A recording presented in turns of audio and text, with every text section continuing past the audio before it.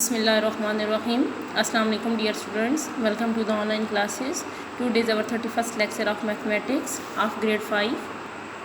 Dear students, in our previous exercise we learned about unity method and now we learn about direct and inverse proportion. ठीक है बच्चों, तो direct और inverse proportion जो है वो हमारे पास क्या होती है, उससे पहले हम रेशो को डिफाइन करते हैं. ठीक है, कि रेशो क्या होती है. A ratio is a relation between to quantities of the same kind. ठीक है, कि आपके पास दो एक जैसी ठीक है जो क्वांटिटीज़ हैं उनके दरमियान का जो रिलेशन है, ठीक है, उससे हम क्या बोलेंगे, रेशो बोलेंगे. It can be expressed as a fraction. उसको हम फ्रैक्शन की फॉर्म में भी लिख सकते हैं. ठीक है, किस तरह से हम उसको राइट कर सकते हैं, ए रेशो बी, या फिर फ्रैक्शन की फॉर्म में ए ओवर बी की फॉर्म में भी लिख सकते हैं. ठीक है, the symbol for ratio. Ratio के लिए जो हमारे पास सिंबल होता है वो क्या होता है, कॉलन. ये इस तरह का, ये जो दरमियान में आपको दो डॉट नज़र आ रहे हैं. Ratio shows how much of one quantity. ठीक है, कि एक क्वांटिटी आपके पास कितनी जो है वो मौजूद है, there is as compare to another quantity. Ratio are use to make comparison. ठीक है, कि हम इसको बेसिकली यूज़ क्यों करते हैं, कंपैरिजन के लिए, दो क्वांटिटीज़ के दरमियान कंपैरिजन के लिए हम जो है रेशो को यूज़ करते हैं. ठीक है, आगे आपके पास क्या है जी, द रेशो ऑफ 4:10 इज़ 4:10 और 4/10. अगर हमारे पास है कि if there is 1 boy and 3 girls. ठीक है, कि अगर हमारा जो है क्लास में 3 गर्ल्स और 1 बॉय, तो हम क्या करेंगे, we can write the ratio as 1:3, या हम इसको कैसे लिख सकते हैं, 1/3. Define and identify direct and inverse proportion. Direct proportion जो है वो क्या होती है जी, it is a relationship between two quantities such that if one increase other also increase, if one decrease the other also decrease. ठीक है, कि आपके पास डायरेक्ट प्रोपोर्शन क्या होगा जी, दो क्वांटिटीज़ के दरमियान ऐसा रिलेशन कि अगर आपके पास एक क्वांटिटी इंक्रीज़ हो रही है तो दूसरी भी अगर आपके पास इंक्रीज़ होती है तो इट्स मीन कि वो आपके पास डायरेक्ट है. और आपके पास जो है रिवर्स में भी जा सकती है कि अगर एक डिक्रीज़ हो रही है तो दूसरी भी आपके पास जो है वो डिक्रीज़ होगी. सही है बच्चों. नेक्स्ट है आपके पास inverse proportion. It is a relation between two quantities such that if one increase other decrease, if one decrease the other increase. ठीक है, कि अगर एक बढ़ रही है और एक कम हो रही है, या एक कम हो रही है और दूसरी बढ़ रही है, तो ये आपके पास क्या होगा, इन्वर्स प्रोपोर्शन होगा. अभी जिस तरह से हमने 6.1 में क्वेश्चन किए थे, ठीक है, मुख्तलिफ हमने क्वेश्चन किए थे, तो उसमें हमने कई क्वेश्चन ऐसे देखे थे कि जिनमें अगर एक चीज़ आपके पास बढ़ रही है तो दूसरी आपके पास क्या हो रही है जी, कम हो रही है, सॉरी दूसरी भी उसके साथ ही बिल्कुल बढ़ रही है उसी रेशो के साथ. ठीक है, तो जब कन्वर्स में क्या होगा, हमारी 6.2 एक्सरसाइज जो है उसके जो है कुछ क्वेश्चन ऐसे हैं जिनमें हम डायरेक्ट के बारे में पढ़ेंगे और जिनमें हम कुछ ऐसे होंगे जिनमें हम जो है वो इस तरह के बारे में, इन्वर्स के बारे में पढ़ेंगे. ठीक है बच्चों, now come to the exercise. Okay जी, फर्स्ट क्वेश्चन है हमारे पास, 12 farmers harvest the crop in 20 hours. How many farmers will be required to do the same work in 15 hours. ठीक है, कि अगर 12 किसान हैं, ठीक है, और वो फसल को काटते हैं 20 घंटों में, how many farmer will be required to the same work in 15 hours. Question को ध्यान से देखें. ठीक है, 12 farmers harvest the crop in 20 hours. ठीक है, 12 फार्मर्स हैं, ठीक है, जिन्होंने क्या किया है जी, 20 आवर्स में जो क्रॉप्स हैं उनको हार्वेस्ट किया है. How many farmer will be required to do the same work in 15 hours. अगर टाइम हमारे पास कम हो चुका है, 20 से 15 पे आ चुके हैं. ठीक है, बात समझ आ रही है कि हमने अपना काम जल्दी ख़त्म करना है ना. पहले क्या था कि 12 फार्मर्स थे, उन्होंने क्या किया था, 20 आवर्स में अपना काम कंप्लीट किया था. तो जब हमारे पास टाइम कम होगा तो इट्स मीन लोग ज़्यादा होंगे तो वो काम जो है जल्दी करेंगे ना. ठीक है, तो इट्स मीन कि ये आपके पास कौन सी प्रोपोर्शन होगी बच्चों.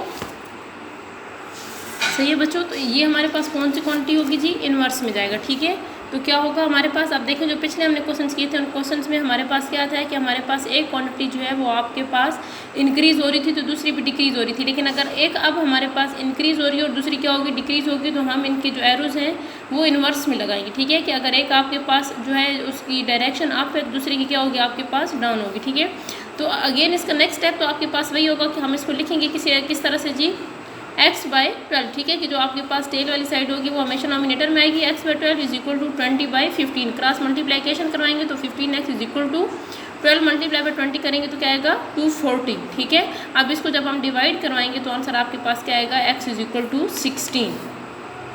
नेक्स्ट क्वेश्चन है बच्चों आपके पास, the weight of 56 books is 8 kg. ठीक है, कि 8 जो है 56 बुक्स का वेट कितना है, 8 kg. What is the weight of 152 such books. ठीक है, कि जब आपके पास, आप क्वेश्चन को ध्यान से देखें, 56 बुक्स. ठीक है, बुक्स आपके पास कितनी है, 56, उनका वेट कितना है, 8 kg. अगर आपके पास उसी तरह की 152 बुक्स आ जाती हैं, ठीक है, तो आप ध्यान दें कि जब बुक्स कम थी तो वेट उनका कम था, जब बुक्स ज़्यादा हो जाएंगी तो वेट भी क्या हो जाएगा, ज़्यादा होगा, ठीक है। तो मीन्स एक चीज़ आपके पास अगर बुक्स इंक्रीज़ हो रही हैं तो वेट भी क्या हो रहा है, इंक्रीज़ हो रहा है।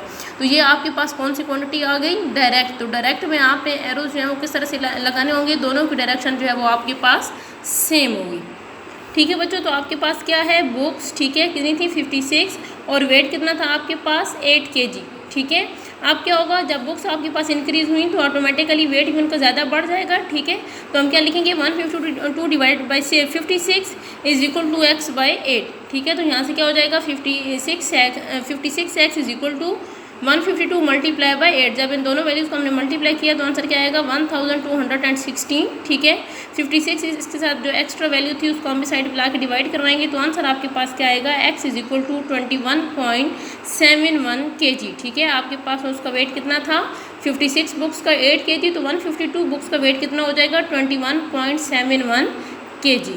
ओके स्टूडेंट्स, नेक्स्ट क्वेश्चन है आपके पास, question number 3। Asad type 450 words in half an hour. Half an hour का मतलब क्या होता है जी, आधा घंटा, ठीक है। Asad type 450 words in half an our, how many words would you type in 7 minutes, ठीक है। क्वेश्चन को ध्यान से देखें, असद ने क्या किया है, 450 वर्ड्स जो हैं आधे घंटे में जब टाइप किए हैं, ठीक है। तो how many words would he type in 7 minutes. तो देखें जब उसने आधे घंटे में या हाफ एन आवर में 450 वर्ड्स टाइप किए थे तो जाहिर सी बात है हाफ एन आवर में या आधे घंटे में कितना टाइम होता है, 30 मिनट्स के। 30 मिनट्स में उसने 450 वर्ड्स टाइप किए हैं तो 7 मिनट में कितना करेगा। जब टाइम कम है तो ऑटोमेटिकली वो वर्ड्स भी क्या करेगा, कम टाइप करेगा, ठीक है। तो अब इसमें क्या हो रहा है कि एक आपके पास क्वांटिटी अगर डिक्रीज़ हो रही है, टाइम एकदम 30 से 7 पे है, तो आपके पास जो वर्ड्स होंगे वो भी आपके पास क्या हो जाएंगे, कम हो जाएंगे, ठीक है। तो देखें जी, वर्ड्स आपके पास 450, टाइम मिनट में कितना था, 30 मिनट्स, ठीक है, हाफ एन आवर। और फिर हमने वर्ड्स जो है वो फाइंड आउट करने हैं, अगर टाइम उसके पास कितना है जी, 7, ठीक है। x बाई 450, ठीक है, इज इक्वल टू 7 बाई 30, ठीक है। सिंपली जो है क्रॉस मल्टीप्लिकेशन होगी, तो यहाँ से क्या आएगा 30x, 450 मल्टीप्लाई बाई 7 करेंगे तो आपके पास आंसर क्या आएगा, 3150, ठीक है। हमने x की वैल्यू फाइंड आउट करनी है, 30x की नहीं, तो जो 30 आपके पास एक्स्ट्रा इसको इक्वल की दूसरी साइड पे ले जाके डिवाइड करवा देंगे। तो x इक्वल क्या होगा, जब हमने वैल्यू को डिवाइड करवाया तो आंसर आपके पास आएगा 105 वर्ड्स, ठीक है बच्चों। Come to the next question.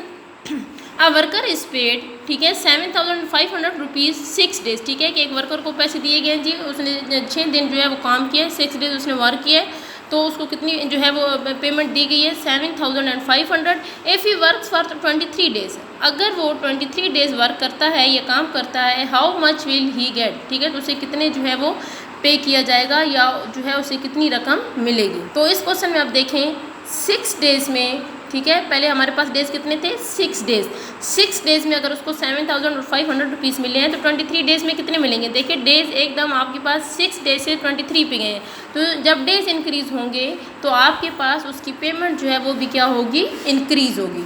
Question देखें, ठीक है, 7500 रुपीज़, ठीक है, डेज उसने कितने डे काम किया था, 6 डेज, और जब वो वर्क करेगा 23 डेज तो कितनी उसकी पेमेंट बनती है वो हमने फाइंड आउट करनी है, ठीक है। आप देखिए इसमें जब डेज इंक्रीज़ हो रहे हैं तो उसकी जो पेमेंट है वो भी क्या होगी, इंक्रीज़ होगी, ठीक है। तो क्या हो जाएगा आपके पास x divided by 7500 is equal to 23 divided by 6। Cross multiplication करवाएंगे तो क्या आएगा, 6x इज इक्वल टू 7500 को 23 से जब हमने मल्टीप्लाई करवाया तो आंसर आपके पास क्या आएगा, सही है बच्चों, तो क्या आएगा 1700,000 और 25,000, ठीक है। तो x इज इक्वल टू आपके पास क्या होगा, जब सिंपली इस वैल्यू को हम सॉल्व करेंगे या जब डिवाइड करवाएंगे, ठीक है, ये डिवीजन आपके पास यहाँ पर रफ वर्किंग में आप देख सकते हैं, रफ वर्किंग आपने जो है वो पेंसिल से करनी है, ठीक है। तो यहाँ पर आपके पास आंसर उसका जो है वो रुपीज़ में आ जाएगा। ओके जी, नेक्स्ट क्वेश्चन है आपके पास, a water tank can be filled in 7 hours by 5 equal size pumps working together, ठीक है, कि एक वाटर टैंक है जिसको फिल करने के लिए 7 घंटे जो है वो लगे हैं, ठीक है, जबकि उसको जब हमने फिल किया है तो कितने पंप्स के ज़रिए किए, 5 इक्वल पम्प साइज जो है वो पम्प थे, ठीक है। How much time will 7 pumps take to fill it up, ठीक है। अगर हमने क्या किया है, क्वांटिटी पम्प्स की बढ़ा दी है, ठीक है, टैंक को फिल करने के लिए, तो वो कितने टाइम में जो है वो लेगा उसको फिल होने में, ठीक है। तो देखें जी, ठीक है, पहले आपके पास 7 आवर्स थे और 5 पम्प्स थे, फिर आपके पास पम्प्स जो है वो इंक्रीज़ हुई हैं, ठीक है। तो जब पम्प्स इंक्रीज़ हुई हैं तो टाइम आपके पास क्या होगा, कम होगा, ठीक है, क्योंकि अब जब चीज़ ज़्यादा हो गई है, ठीक है, कि आपके पास काम के लिए चीज़ ज़्यादा हो गई है तो ऑटोमेटिकली वो टाइम जो है वो क्या लेगी, कम लेगी। तो x/7 = 5/7, क्रॉस मल्टीप्लिकेशन करवाएंगे तो क्या आएगा, 7x = 5 7 35। अब हमें x की वैल्यू चाहिए 7x की नहीं, तो जो यहाँ पे 7 एक्स्ट्रा था वो इक्वल टू साइड पे जाके क्या होगा, डिवाइड, तो 7 1 जार 7 7 5 जार 35। इट्स मीन कि कितने आवर्स वो लेगा जी, 5 आवर्स।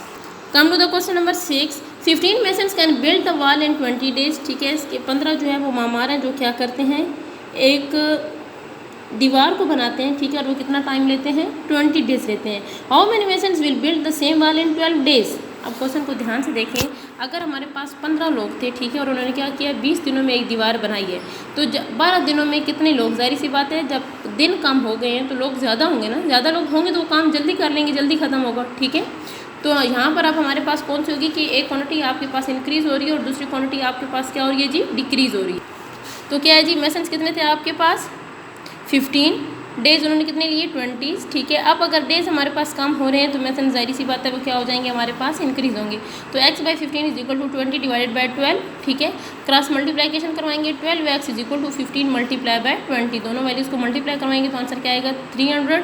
अब हमें x की वैल्यू चाहिए 12x की नहीं, ठीक है, तो 12 को इस साइड पे क्या कर देंगे, डिवाइड, तब हम इसको डिवाइड करवाएंगे तो आंसर क्या आएगा आपके पास, 25 मेसन्स, ठीक है। कि 15 मेसन्स ने क्या किया था, 20 डेज में काम किया था, और 25 मेसन्स ने क्या किया है, 12 डेज में जो है उस काम को कंप्लीट किया है।